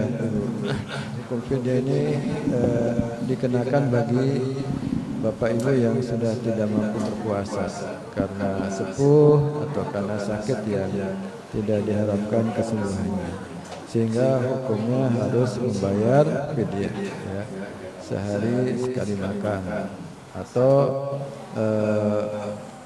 kalau beras 1 mud.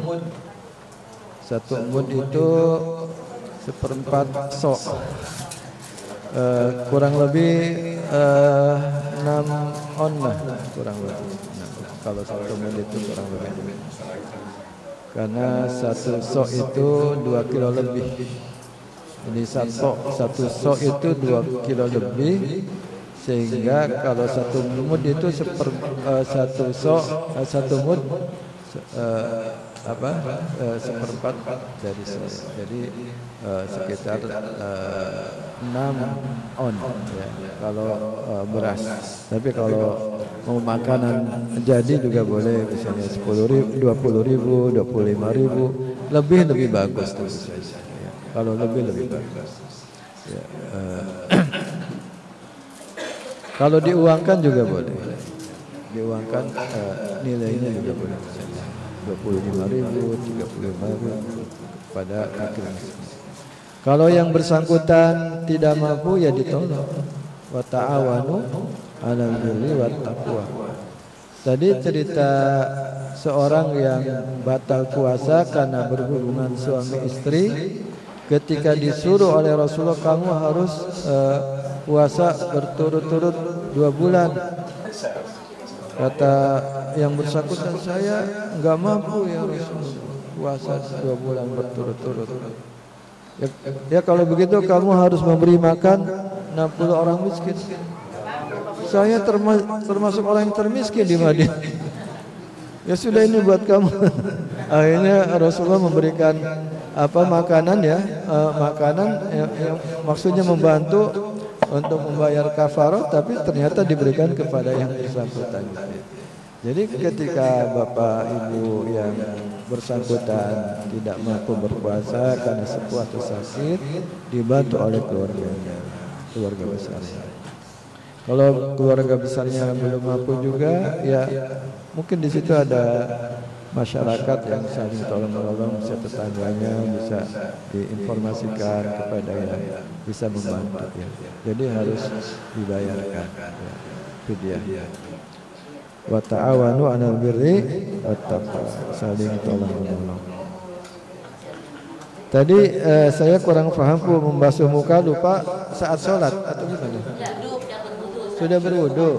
Ketika berwudu, pas sudah sadar, pas sudah mau akhir wudu, oh iya tadi belum niat waktu membasuh muka, lupa niat. Oh, lupa niat. Belum sholat ya? Belum sholat. Ya, tinggal wudu lagi aja, Bu ya. Wudu lagi ya. Karena ini masih banyak. Innamal a'malu binniyat, niatnya. Kalau niat itu wajib ya. Niat itu rukun pada semua ibadah. Kalau kita mau mandi, niat dulu baru mandi ya. Niat kita mau mandi basah, seluruhnya disiram. Ya. Mau wudu juga niat. Itu rukun. Kalau baca bismillahnya sunnah, Bu. Niat itu bukan baca bismillah. Baca bismillah sunnah ya. Kalau niatnya wajib. Itu terkait dengan niat berwudu, harus diniatkan sebelum ibadah. Autis itu menurut saya bermacam-macam. Ada yang akalnya atau bisa akalnya sehat ya, dan bisa melaksanakan kewajiban. Ada yang tidak bisa sama sekali. Ya, kan syaratnya berakal ya. Nah, jadi kalau autis ini masih bisa membedakan gitu ya, bisa sholat gitu, walaupun pas-pasan gitu ya, bacaannya cuma, kan ada hadis yang menyebutkan ketika tidak bisa bacaan sholat kan cukup subhanallah walhamdulillah wala ilaha illallah wallahu akbar. Dengan gerakan-gerakan sholat bacanya itu saja ya. Kalau memang susah belajar yang lain untuk autis, kalau bisanya segitu ya segitu diajarkan. Kalau tidak bisa sama sekali baru terbebas dari taklif, dari kewajiban. Memang anaknya tidak bisa menangkap, ya, tidak bisa mencerna, makan saja tidak bisa gitu ya, tidak bisa ngapa-ngapain, dibantu semuanya, apalagi puasa gitu ya, ya berarti tidak terkena taklif, tidak terkena kewajiban. Jadi autis itu bermacam-macam ukurannya, apakah dia masih bisa berakal, akalnya masih berfungsi untuk bisa melaksanakan kewajiban atau tidak berfungsi, tidak bisa melaksanakan kewajiban, sehingga kalau tidak berfungsi ya maka tidak dikenakan taklif atau beban ajaran Islam. Itu yang terkait dengan autis. Salat witir. Salat witir itu afdolnya memang Bu, afdolnya itu di akhir. Ya, salat witir afdolnya di akhir. Artinya akhir salat malam itu witir. Ya. Afdolnya di akhir.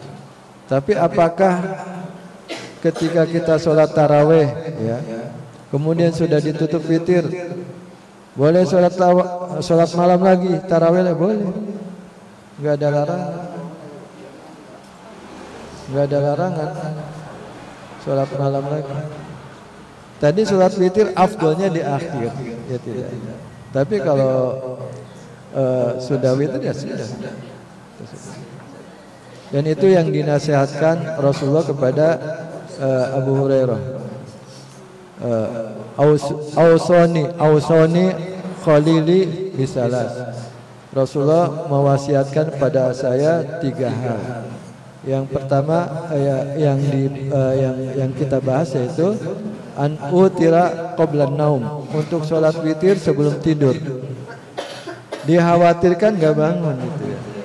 Sehingga Rasulullah mewasiatkan pada Abu Hurairah untuk sholat witir sebelum tidur. Tapi kalau seandainya sudah sholat witir kemudian bangun, ya tafadhol, masih ada waktu untuk sholat malam lagi gitu ya, dibolehkan. Tapi kalau kita yakin bahwa masih bisa insya Allah bisa bangun, ya sebaiknya sholat witir ditutup terakhir. Ya, jadi kita tidak ikut witir, kita sholat witirnya terakhir karena kita insya Allah mau sholat.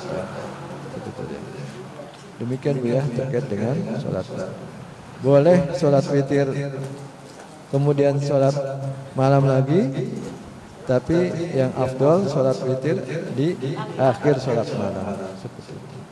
Wallahu a'lam. Wallahu a'lam. Jadi buaan nanti wudhu lagi buaan. Air masih banyak itu Aliman. Iya. Betul. Mungkin masih ada lagi satu arang aja. Paling belakang ke pintu, mic-nya ada.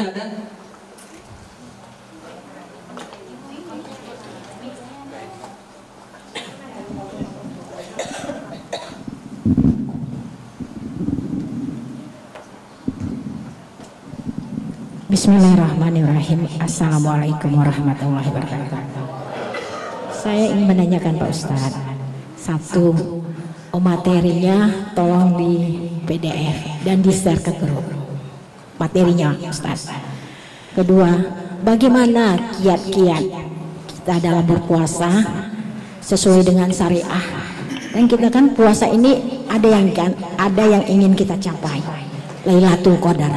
Itu bagaimana kiat-kiatnya supaya kita tetap semangat dalam beribadah ini? Itu aja Pak Ustaz. Assalamualaikum warahmatullahi wabarakatuh. Waalaikumsalam warahmatullahi wabarakatuh. Terbukti Ustaz, ya tolabul ilmi semua Ustaz. Tolabul ilmi. Iya, butuh materinya, terus tadi biar dapat Lailatul Qadar Ustaz. Silakan Ustaz. Terus tersendiri itu. Tambahan. Kiat-kiat berpuasa sesuai syariah supaya kita mendapatkan ibadah puasa yang maksimal termasuk Lailatul Qadar. Pertama tentu saja kita memohon kepada Allah Subhanahu wa taala, karena kita adalah abdul dhaif, hamba yang lemah. Iyyaka na'budu wa iyyaka nasta'in. kita terus diperintahkan untuk memohon isti'anah, memohon pertolongan kepada Allah Subhanahu wa taala, berdoa ya agar diberikan hidayah wa taufik, bisa menunaikan ibadah yang terbaik ya. Ini yang pertama seperti itu, kita terus berdoa untuk mendapatkan melaksanakan ibadah Ramadan dengan maksimal.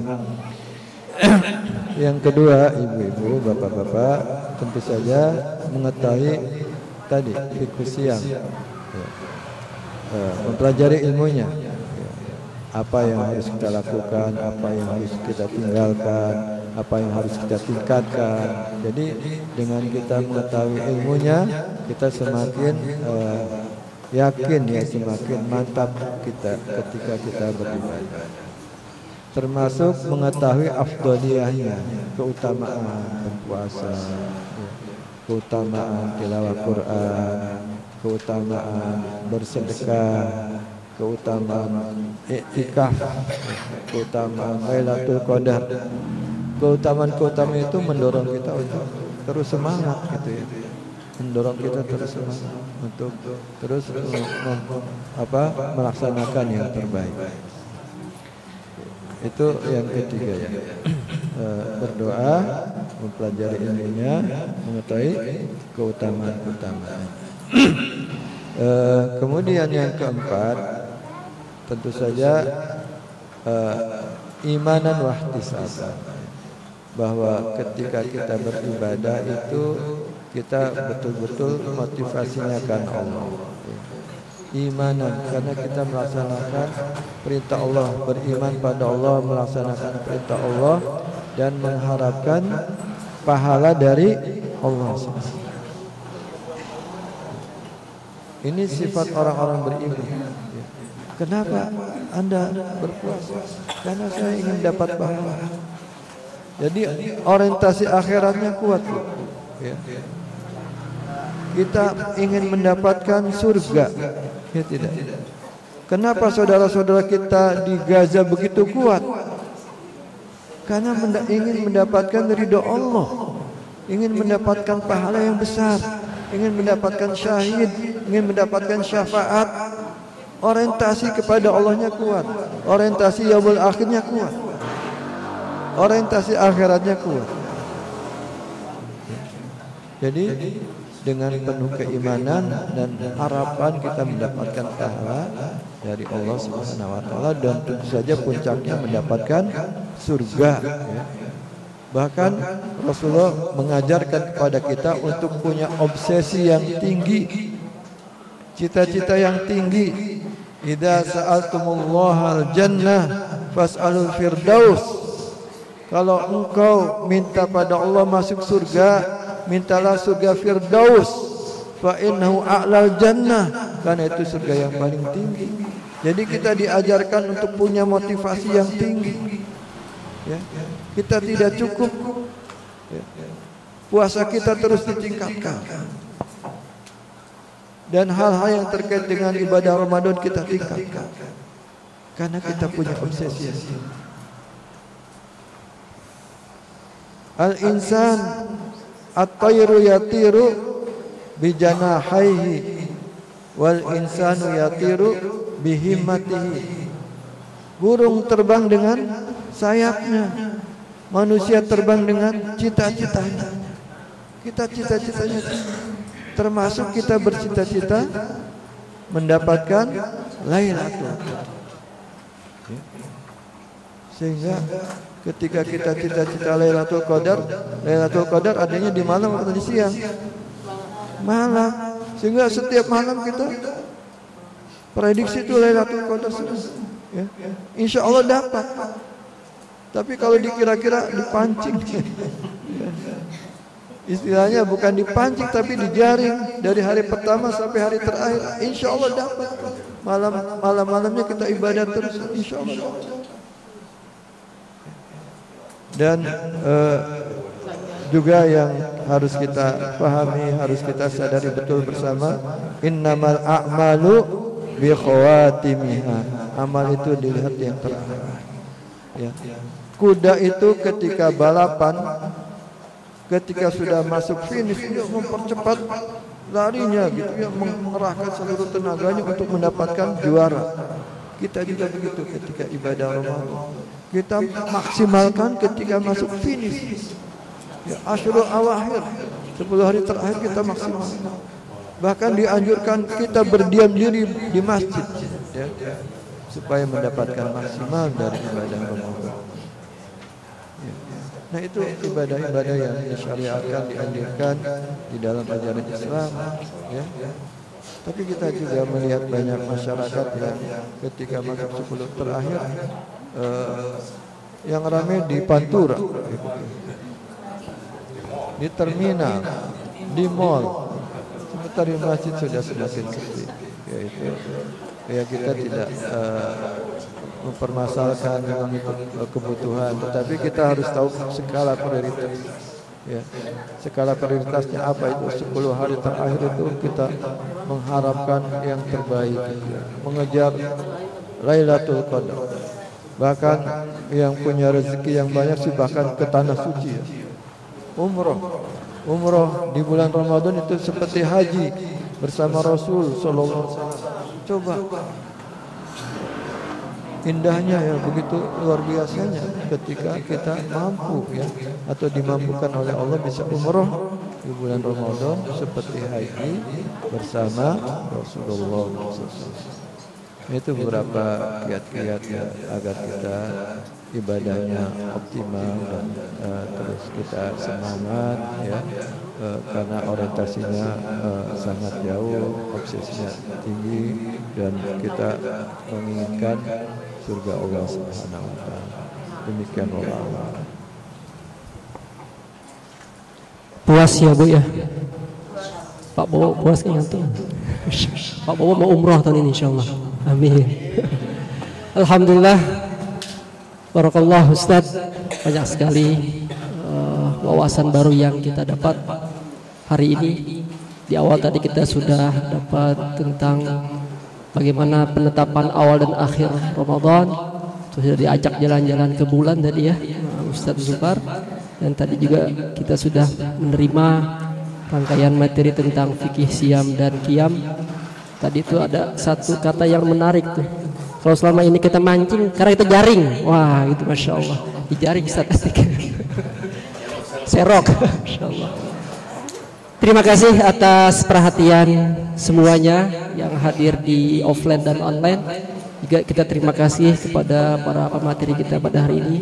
Ustadz Imam, mudah-mudahan panjang umur, sehat walafiat, berkah ilmunya buat kita semua. Untuk seluruh panitia, kerjasama antara Syariah Consulting Center dengan Al-Iman mudah-mudahan terjalin terus. Terima kasih buat seluruh tim media yang sudah online. Berapa subscriber kita nambah ini hari ini, Insya Allah. Mudah-mudahan lebih luas lagi jangkauannya. Kita mohon untuk doa penutup. Ini ada guru kita Kiai Haji Abdul Atik Syarifuddin, doa untuk sebentar. Kita mohon. Halo Ustaz, bagi-bagi Ustaz. Dari tulis pamit ya Ustaz.